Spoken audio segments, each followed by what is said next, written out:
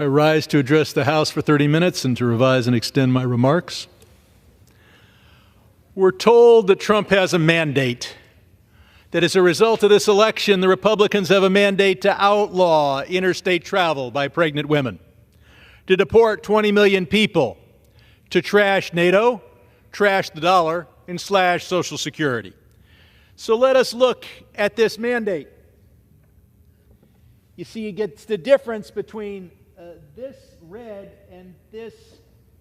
Let's try to see the size of the mandate. There it is. That little area there. Mandate my ass. This is the smallest possible differential between the two parties. If we can put up the next chart, let's compare this mandate historically. Now, Calvin Coolidge, that's a mandate, won the popular vote by 25.2%. Joe Biden, 4.5 points, 3 times the mandate that's being claimed by the Trump administration. This chart shows an edge for Trump of 1.7%. Since we created that chart, California has finally counted its votes. We in California, we take a month to vote and then we take a month to count the votes. They're still valid. So it's really 1.5% difference. Compare that to Hillary Clinton's mandate. In 2016, she beat Trump by 2.1% of the popular vote. That might be a mandate. But this here, that's a squeaker. That's like saying you watch a football game and one team beats the other 48-47 because of a missed extra point, and that's a blowout? Hardly. There is no mandate to outlaw interstate travel by pregnant women or to trash NATO or deport 20 million people. There is, if anything, we'll see the reason people voted the way they did, not only here in the United States, but around the world. Although we'd want to put this right side up. Here we go. Yes, inflation peaked at about 9% in the United States, and the Biden-Harris administration was held responsible by voters.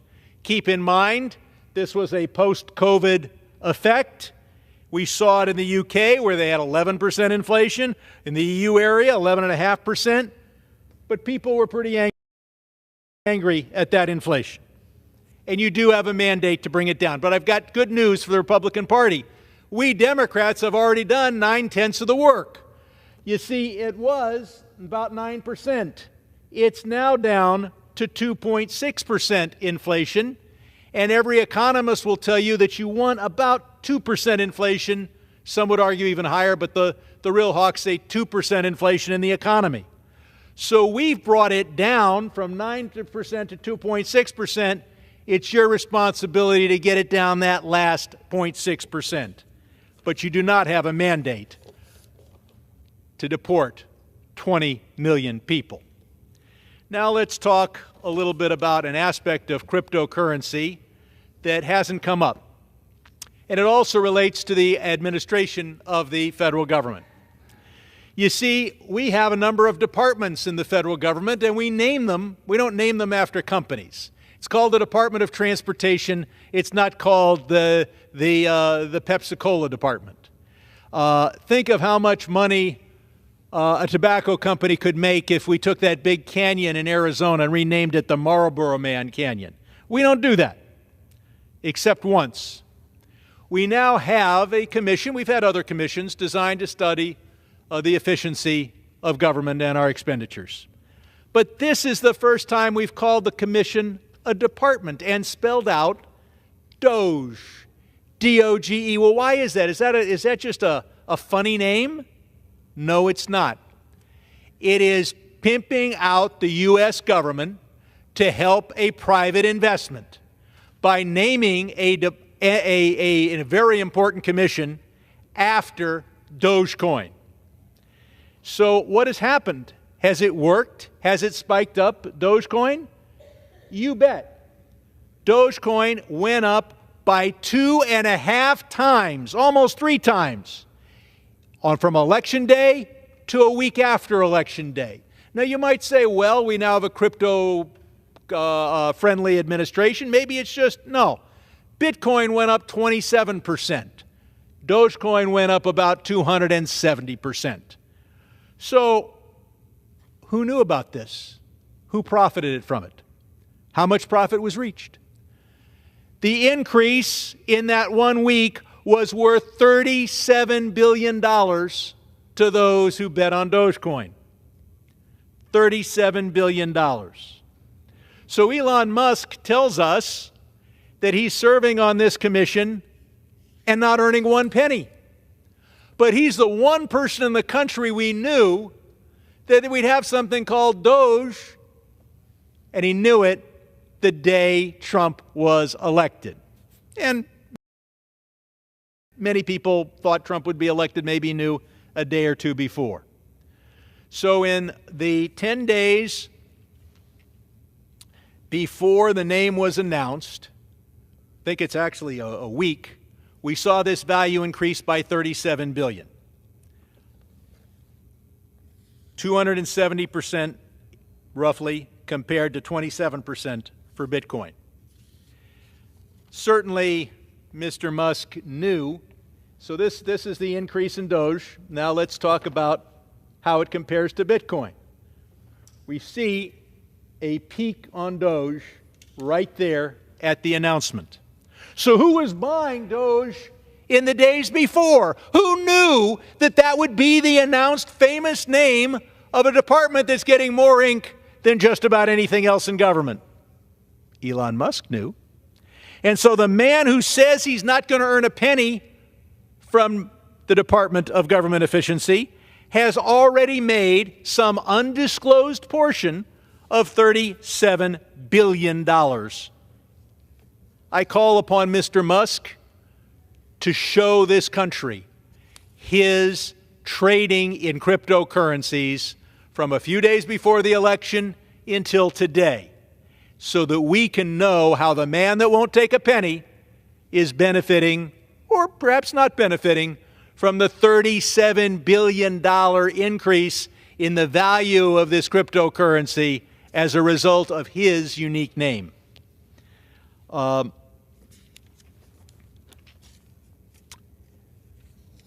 He says he's doing it for free. And there were, of course, others who knew the name and might have known the effect on the value of Dogecoin. So let us talk a little bit more about cryptocurrencies.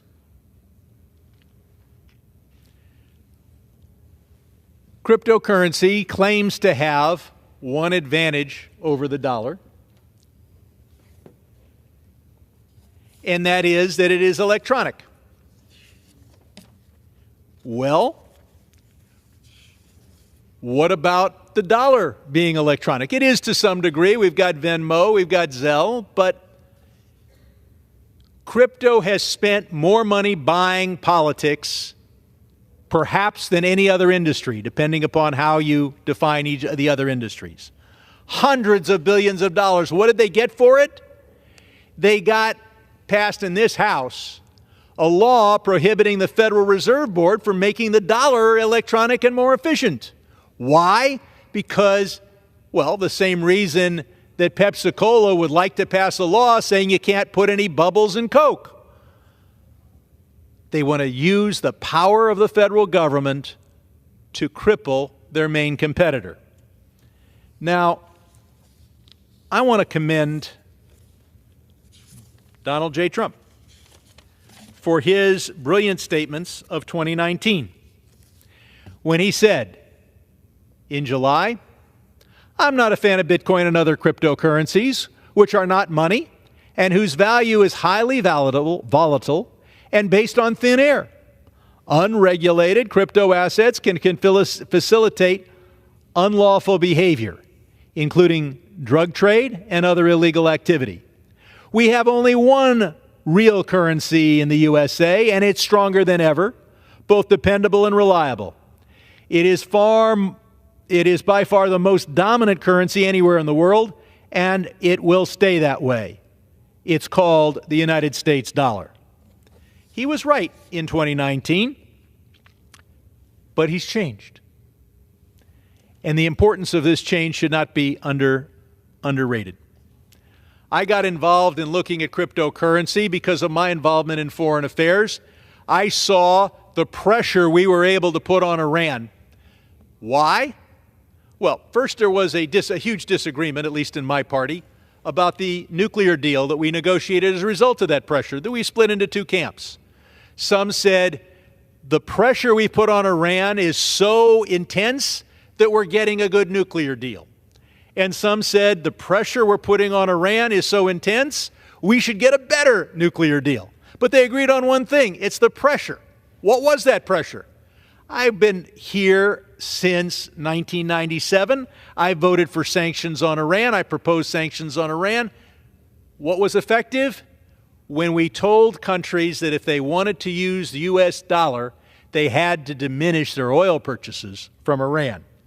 It was the power of the dollar, not the power of our aircraft carrier groups, that forced Iran to sign an agreement they otherwise wouldn't have and might have been able to get an even better deal than that. So what is the effect of taking the dollar out? Well, first, we lose that international power, and God forbid, to achieve our foreign policy aims, we'd have to commit our soldiers and our sailors and our Marines and our airmen. Second, we have a level of fiscal responsibility in this House that would make Argentina blush. How is it that we usually get away with it? We get away with it because of the role the United States dollar plays in international affairs. It's the reserve currency. So yes, we print it. That would be inflationary. Most of the time it isn't. It was for a couple years during COVID. We print these dollars. We spend them because we don't want to raise taxes. We don't want to cut benefits. How do we get away with it? Everybody else in the world is using the dollar. And Donald Trump understands the importance of that. And in his quotes, I've said, as I quoted him, he understands how critical it is that the U.S. dollar play that role. So what happened to Donald Trump? Well, he takes the right position to defend the power of America and the wealth and income of American families, unless he can get a lot of money for doing the opposite. We saw the crypto industry provide hundreds of millions of dollars in campaign contributions. But then we also saw the creation of World Liberty Financial, a crypto company controlled by Trump's families, as to which he has an official position, chief crypto advocate. And so now Donald Trump has become chief crypto advocate, abandoning the interests of America and abandoning the interests of American families. So,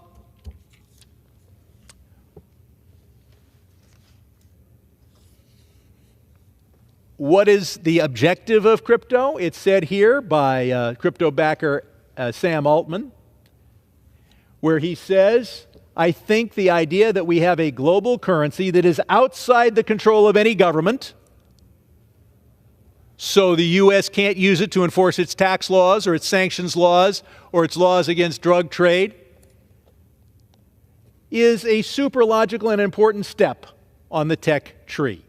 That's what the crypto world wants to do to us. They tell us Trump knows how bad it is, and until he could profit by doing the difference, by doing the opposite, he agreed with me on this issue.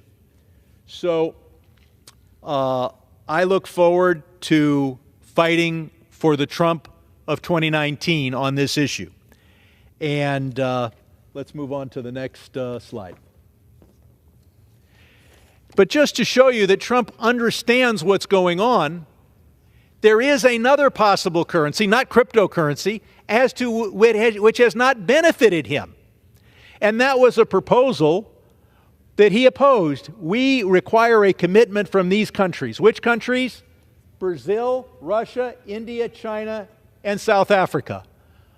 That they will neither create a new BRICS currency nor back any other currency. Why this intense effort to prevent them from creating another currency? Because Donald Trump knows that having the dollar reign supreme means lower interest rates for American families. It means America has greater influence in the world. He still knows that rival currencies are bad for the American family and for the American people and for the American government. And he's opposed to new currencies when he can't make extra money from their creation. But when he sees the campaign contributions from cryptocurrencies and when he sees the money his family is going to make off their new crypto enterprise, he seems to move in the other direction. Okay, we done with slides? Okay. Mr. Speaker, I would like to commend the people and the parliamentarians of South Korea.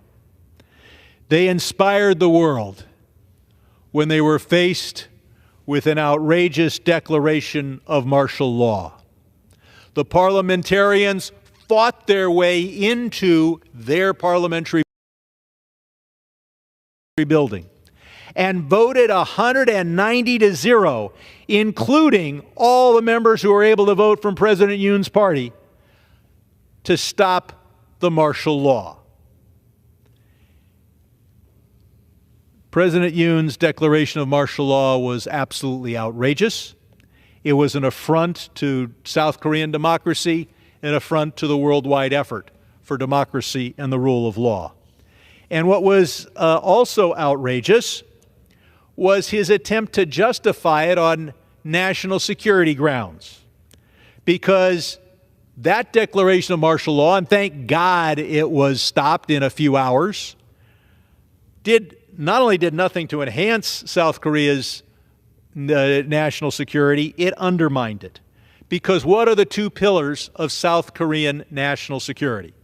The first is the unity of the South Korean people in their dedication to democracy and the rule of law.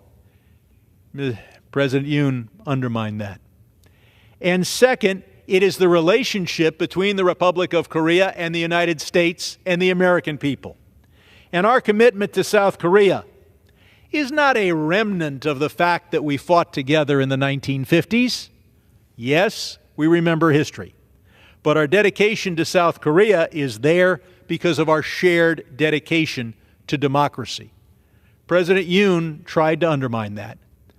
I applaud the people of Korea and I applaud the parliamentarians of Korea in making sure that he was unsuccessful. Mr. Speaker, in May of the year 2000, I was at this podium talking about the dangers of what I called engineered intelligence, artificial intelligence from our computer engineers, or new types of mammalian life from our biological engineers, say a 1,000-pound mammal with a 200-pound brain that might beat my grandkids on the law school admissions test. Right now, artificial intelligence is the rage. And the question before us is it a tool or is it a creature? And the answer is clear for the next quarter century at least. It's a tool. It's a powerful tool, an increasingly powerful tool, and we need to do a lot in Congress to make sure it's a tool for good. But we also have to think of the second half of this century and whether artificial intelligence becomes a creature with its own volition, its own objectives. Now, we're spending trillions of dollars to make artificial intelligence more intelligent. And if we didn't, and we are, but while we're doing it, so is China, so is Europe, so are others.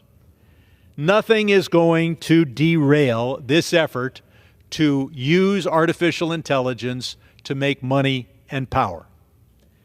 But while we are spending trillions making AI more powerful, perhaps we should spend 1% in a government agency to do some research on how to deal not just with the problems that will confront us in the next few decades, but those that confront us in the second half of this century.